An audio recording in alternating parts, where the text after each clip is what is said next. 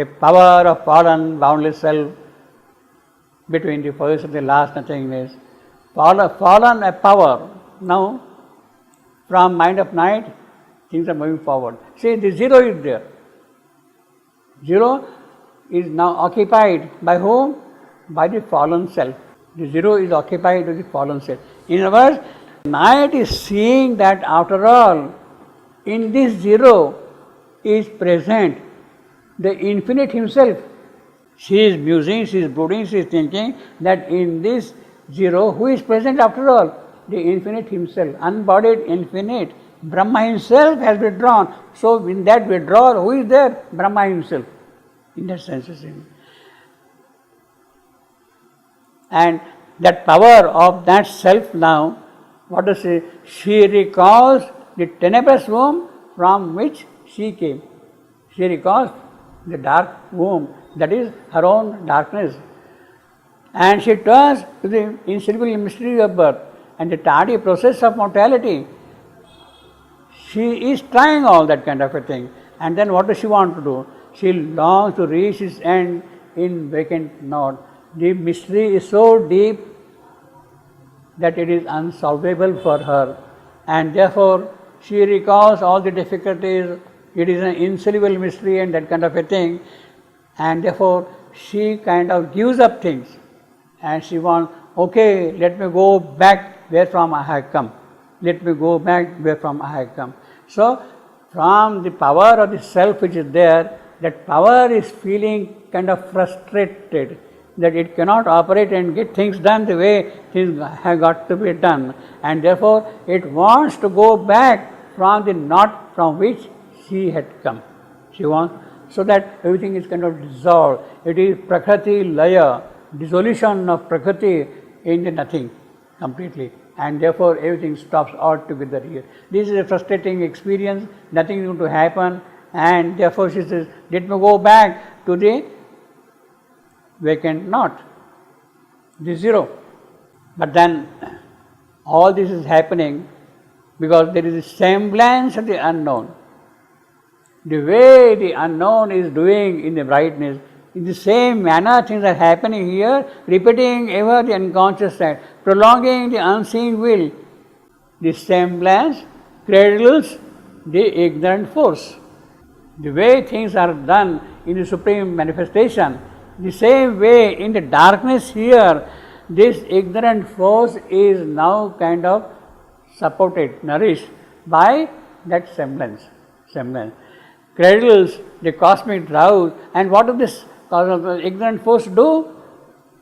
In her creative slumber, she creates the suns. It is this ignorant force who is creating the suns in the night. She creates the suns in the night. The ignorant, she does not know, she does not understand all that thing, but that is what is happening, and carries our lives in a somnambulist world. Then, because of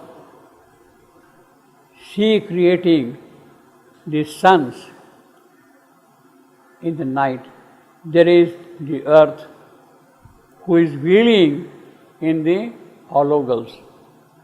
She has created suns, she has created earth in the hollow gulf. What is the earth? A shadow spinning to a soulless void. Very similarly, formless stupor without mind or life.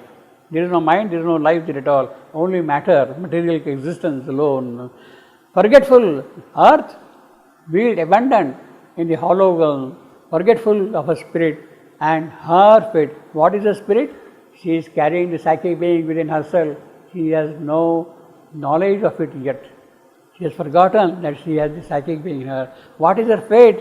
Her fate is to carry the evolution, to see that the divine event arrives. That is her fate. She has forgotten that, and therefore earth is aimlessly moving in the space. Now all this thing is watched dispassionately, witnessed by the impassive skies. This drowse, this ignorant force, its action, everything is watched by the. In other words, there is a frustration. She wants to go back to the knot. Earth is wheeling abandoned So there is a degree of frustration everywhere that things are not going to move forward, and the skies are watching it without any kind of involvement in the things which are happening here, without any help coming from anywhere. Then something inscrutable in the inscrutable darkness, something stirred in the inscrutable darkness. When this was a kind of a frustration for the divine, for that fallen self's power and the earth, when there was that kind of a frustration, something stirred. What stirred? An idea which was never thought of. An idea which, what is the idea?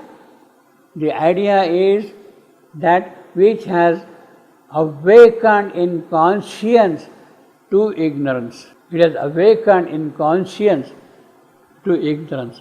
Something stirred. Now this is a superhuman element which has entered here. There was frustration, there was zero, everything was occupied by zero alone, and no way seemed to be there ahead of it at all, you see. But then something stirred. This is a supernatural element now. Something stirred, and inconscient woke to ignorance. Now, as I told you, from the zero, the appearance of night is a great advance in evolution. From night, the appearance of the mind of night is yet another advance in evolution. From that stage, the appearance of ignorance here now is another great advance. Ignorance is incomplete knowledge. It is not absence of knowledge. It is incomplete knowledge. So, there is now a great advance already taking place here, because something stirred in this void. That idea brought it forward. Now, this is an unthought idea. It is not premeditated. It happened in the whole process by itself, you see. And then, because of that idea, a throw, a kind of a spasm, a disturbance, birth pang, throw, spasm, that came and left a quivering tree, gave room for an old, tired want. So again, that want which is there, it got kind of stirred up here. For what? To raise its head and look for absent light. It is looking for the absent light. Straining closed eyes of vanished memory. Yes, I was there, it was so beautiful and all can. She is kind of seeing those things here, and only meets like one who's, well, that is all right, a piece. So, a throw, a spasm, a birth pang, gave room for the old tired one. See, there was the frustration, there was the tiredness, and still that something which stirred, wakened up. No, you can't give up. You have to go on and carry forward. Gave room for an old tired want. You see, it was as though even in this not so profound, even in this ultimate dissolution score, that is the all swallowing zero, there lurked an unremembering entity. Brahma, who had lost his total awareness, he is still there, and it is that which is remembered. There lurked an unremembering entity. He is present there. It is, after all, the infinite himself who has become unbodied infinite. So that infinite is present there already in that, you see. And it remember a survivor of a slain and buried past. Now it is that which has to resume the effort and the pang. Yes, you have given of frustration, but something stirred, the idea awoke, and the idea renewed the desire to carry things forward. And therefore, the old effort was renewed, reviving in another frustrated world. Means another attempt was now made, so to say, to carry things forward. You see, an unshaped consciousness desired light. Obviously, there is no shape of consciousness at all. It's only inconscience, indeterminate, desired light, and a blank prescience yearned toward distant change. So already that idea which was present there, it stirred itself, and things have started. Meaning within the process of evolution, there is already something built into it to push it forward. Within itself, there is something which is pushing things forward, you see. That is important. And unshaped consciousness, desired light, and a blank prescience.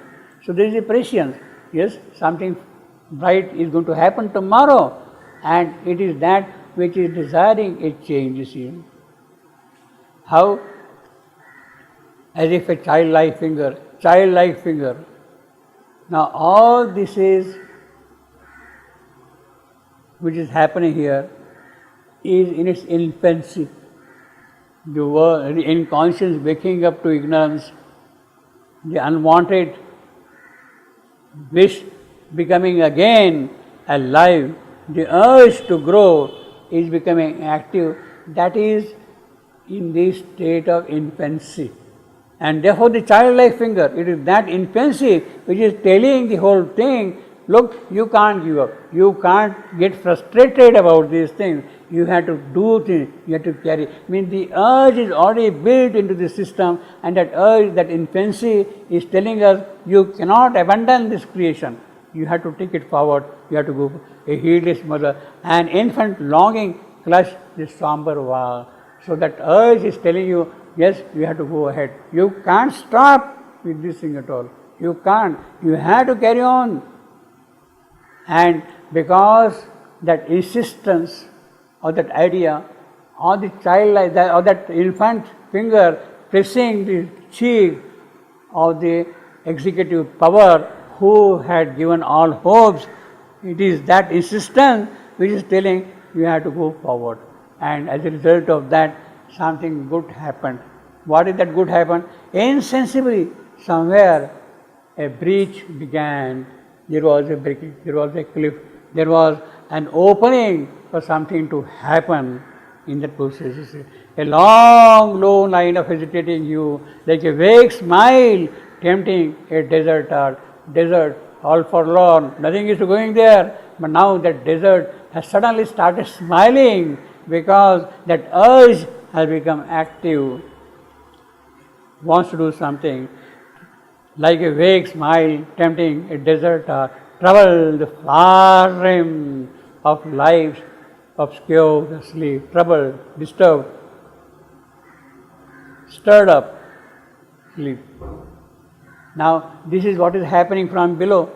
That longing has come, that urge is there, that insistence is there, and the frustration which was reigning over them, that is now kind of displaced, and there is a further movement.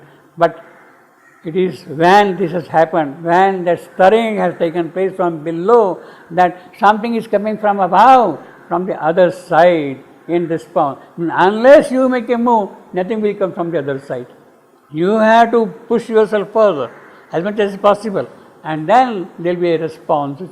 So there is a response to that urge which has stirred up now here, arrived from the other side of boundlessness, an eye of who has arrived? An eye of deity.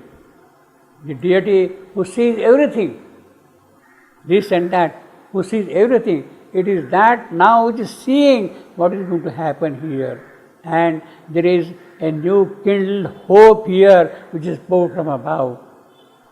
It is supporting it. I mean, there is a response, a positive response to this urge which is sprouting and growing from here. Yes.